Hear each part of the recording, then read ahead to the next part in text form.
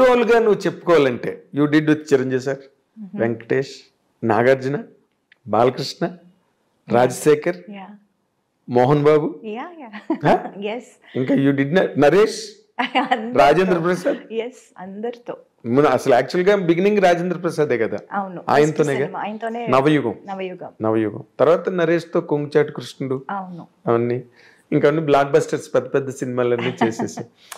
ఎవరితో నీకు ఎక్కువ అంటే వైబింగ్ కంఫర్టబుల్? ఎవరితోనైనా నీతో అందరూ హ్యాపీగా ఉండేవారు, సరదాగా జరిగే shooting. But vibe point of వ్యూలో లేదా కమర్షియల్ గా నీకు ఒక రేంజ్ తెలుగులో రావడానికి హెల్ప్ అయిన హీరో కాంబినేషన్ అంటే ఏం చెప్తావు నువ్వు? డెఫినెట్లీ వెంకీ గారు. అంతేనా?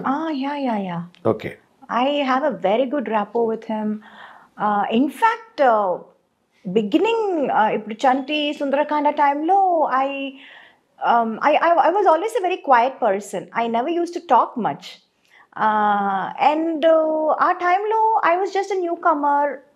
And వాళ్ళందరూ they were already a superstar, established and superstars in their own. So ఎవరితోనూ ఎక్కువ మాట్లాడేదాన్ని కాదు నేను, ఎవరితోనూ. లెట్ ఇట్ బి చిరంజీవి గారు, బాలయ్య గారితో I can't help it because Balayya keep on talks, ఈ talking he keep on asking, keep on talking. So Balayya గారు was little different. I was like మాట్లాడకపోయినా మాట్లాడించేవారు. బట్ చిరంజీవి గారు, వెంకీ గారు, నాగార్జున గారు, వీళ్ళందరూ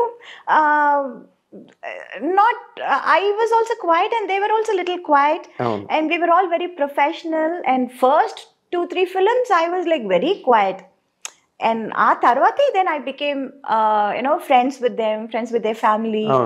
It was like that slowly. So హీరోలతో కాంబినేషన్స్ అన్ని హిట్లు ఉన్నాయి. there were several hits మాట్లాడితే. అలాగే మలయాళం, కన్నడం, మోహన్ బాబు గారు టోటల్ డిఫరెంట్. చెప్పడం మర్చిపోయాను. మోహన్ బాబు గారు ఏంటంటే బెదిరించడం.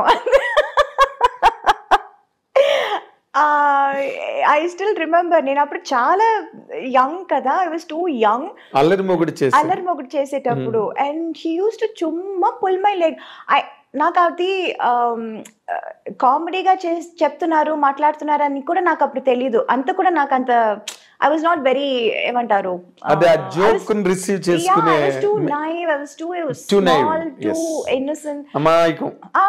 అసలు మాట్లాడేది అసలే నాకు అప్పుడు తెలుగు అప్పుడే నేర్చుకుంటున్నాను వేరే. So it's not like 100% I know Telugu very well. So కొన్ని వర్డ్స్ నాకు మీనింగ్ తెలీదు, అర్థం చేసుకోలేకపోతాను. అండ్ వీళ్ళు ఏం మాట్లాడుతున్నారు, ఎవరి గురించి మాట్లాడుతున్నారు తర్వాత తెలుసు, నా గురించా, ఓకే ఏం చెప్పారండి. It will be so funny and ఆయన హడావడి చేసి ఢామ్ డూమ్ అని వచ్చారు, మాట్లాడతారు, అందరినీ రే రారా పోరా అని పిలవటం, అదంతా.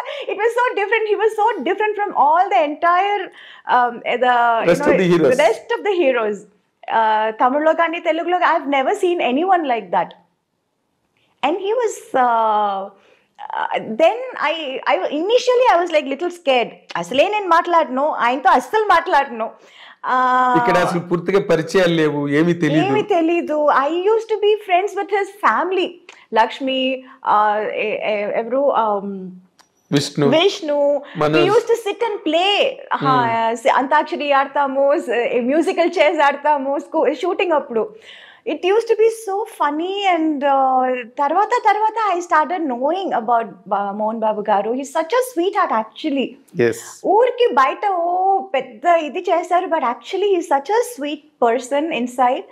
And adi later stages lo నాకు తెలిసింది.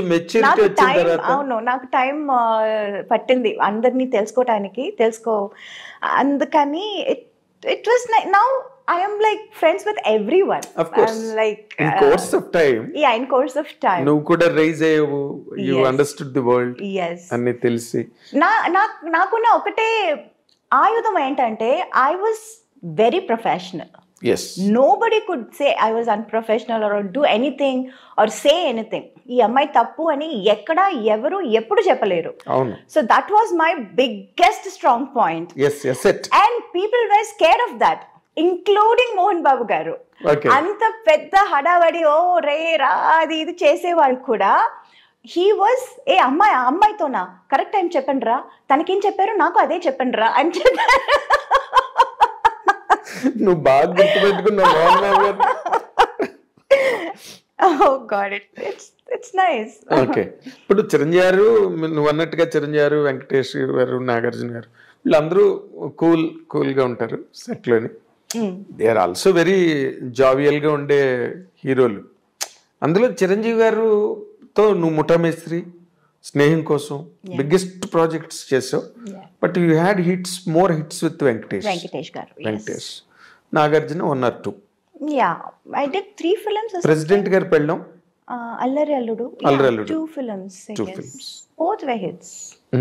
ఎగ్జాక్ట్లీ. తర్వాత దానిలో కూడా నువ్వు ఇప్పుడు అల్లరి అల్లుడు నిన్నే పెళ్ళాడితే చేస్తుంటే అది కూడా మిస్ అయ్యింది. Part 2 తీయాలి నీ గురించి. ఎగ్జాక్ట్.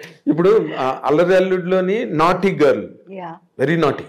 అండ్ నువ్వు బిగినింగ్ లోనే అల్లరి పిల్ల చేసావు, నాటీ గర్ల్, కోడి రామకృష్ణ గారితో.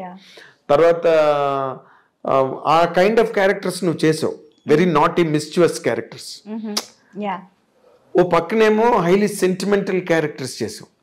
ఈ రెండిట్లో నీకు ఏది కంఫర్టబుల్ గా అనిపించేది? అల్లరా? యా, లోపల ఉన్న అల్లరితనం అంతా బయటపడింది అప్పుడే.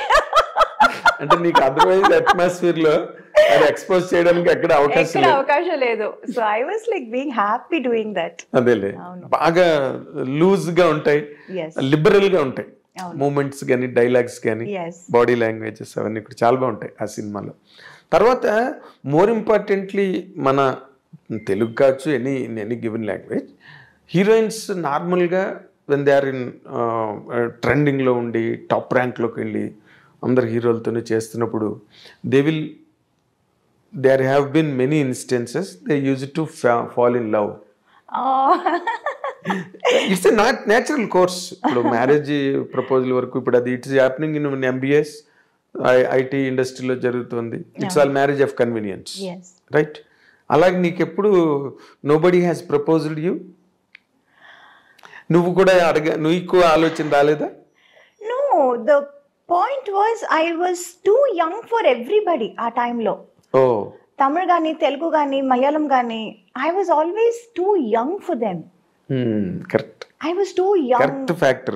Exactly. And also I was too naive. Naku, by the time I realized what is romance, what is love, what is man and woman relation. Actually, to be honest, in real life lessons నేర్చుకోవాలంటే అందులో నేను చాలా late, చాలా what you say very mediocre student, very very mediocre student. లోపల ఉన్న అల్లరితనం అంతా బయటపడింది అప్పుడే. అంటే నీకు అదర్వైజ్ అట్మాస్ఫియర్ లో అది ఎక్స్పోజ్ చేయడానికి ఎక్కడ అవకాశం లేదు.